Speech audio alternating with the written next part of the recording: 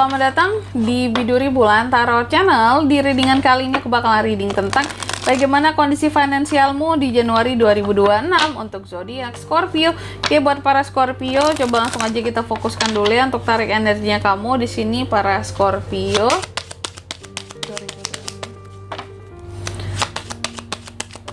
Sekali lagi.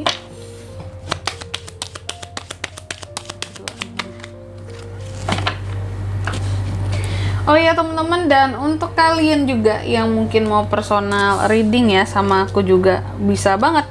Silahkan saja hubungi nomor WhatsApp yang ada di kolom deskripsi. Jadi kalau lagi ada masalah jangan galau-galau sendiri ya. Siapa tahu dengan personal reading kamu bisa dapat saran-saran terbaik, plus juga jadi tahu tentang fakta terbaru yang akan terungkap dari permasalahan yang sedang kamu miliki. Oke.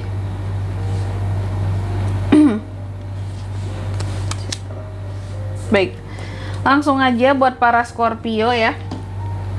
Di kartu yang pertama kita akan cek dulu gimana situasi atau kondisi keuangan kamu secara akhir-akhir inilah kayak gitu ya. Gimana situasi dan kondisi keuangan kamu akhir-akhir ini di Januari ini. Aku lihat seharusnya di sini stabil ya. Seharusnya bisa dihadapi dengan kondisi yang lebih bijaksana aja kayak gitu.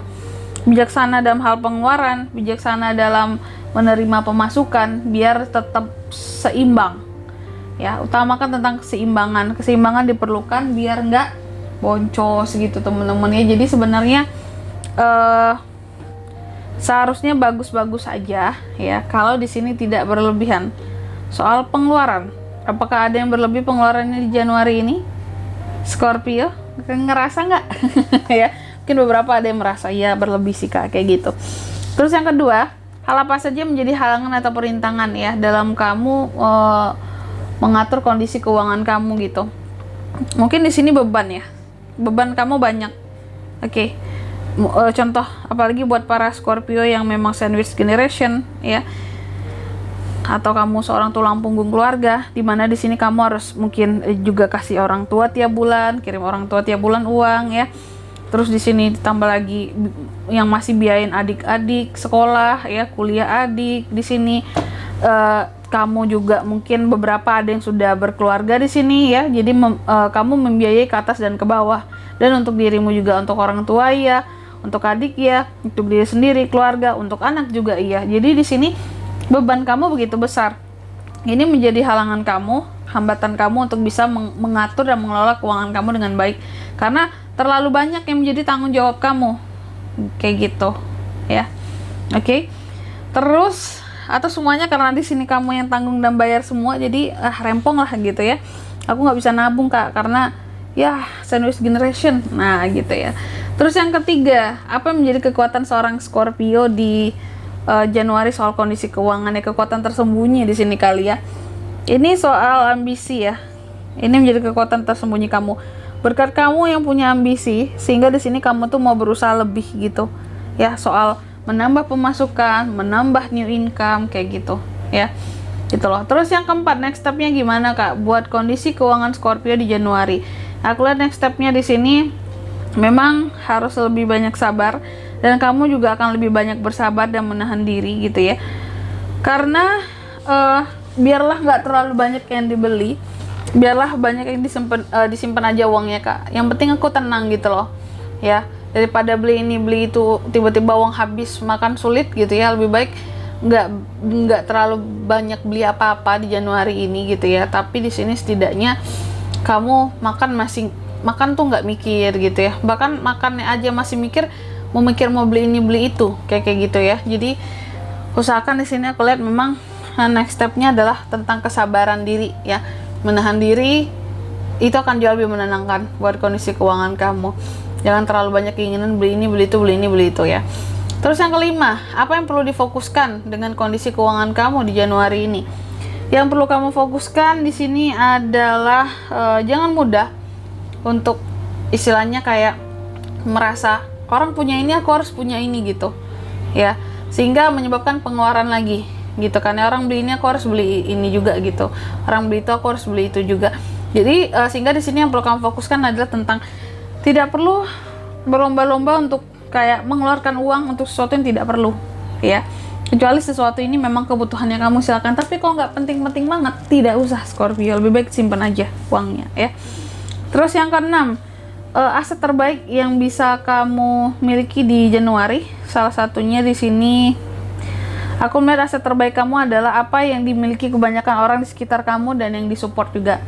Contoh di sini ya, mungkin lingkungan kamu emang doyannya di sini investasi emas, nabung emas, nggak apa-apa, samain aja, karena kamu akan lebih mudah untuk mendapatkan informasinya daripada kamu beda sendiri tuh ya.